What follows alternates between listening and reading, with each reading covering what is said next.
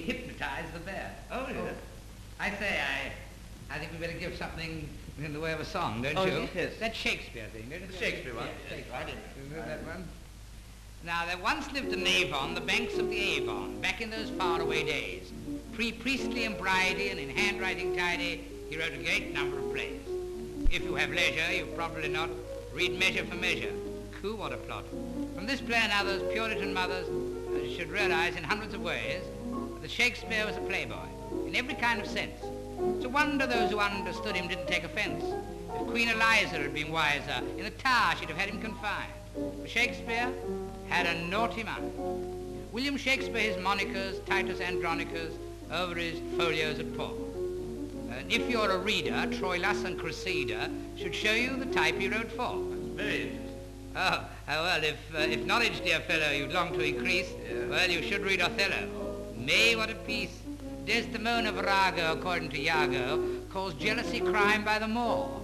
I think I'll sing this one. Oh, yes, do. Shakespeare was a playboy in every kind of sense. It's a wonder those who understood him didn't take offense. Wives of Windsor make you grin, so read the play and you'll very soon find Shakespeare had a naughty mind. Now you take that play Romeo and Juliet. You know the story, of course.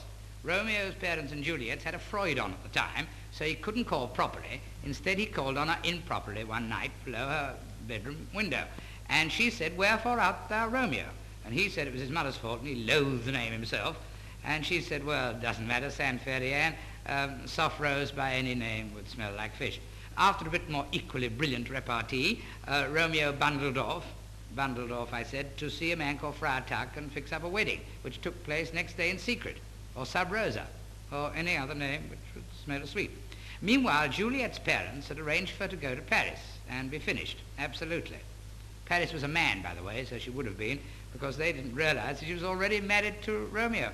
And her mother, Juliet's mother, came to her one day and said, the bands have been called, Jack Hilton's and Billy Cotton's, and the wedding day has been arranged. Thereupon, Juliet said, "Goodness gracious," aloud, and foul things in Italian under her breath, like "mio spaghetti dolorosa."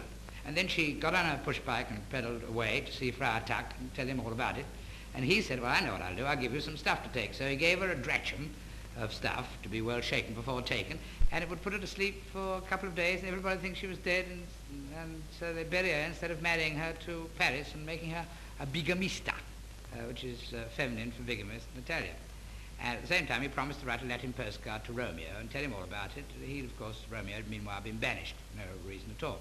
Well, alas, when Juliet woke up, she found herself in a grave predicament, and climbed out of that to discover that Romeo was full of chemist arsenic lying dead there, and Paris was full of Romeo's rapier lying equally as dead.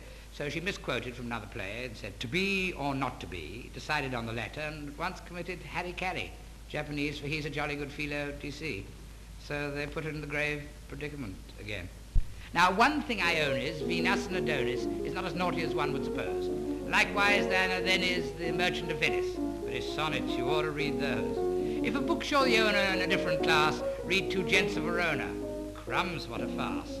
And though Coriolanus is not so inane as Love's Labour's Lost, the two shows.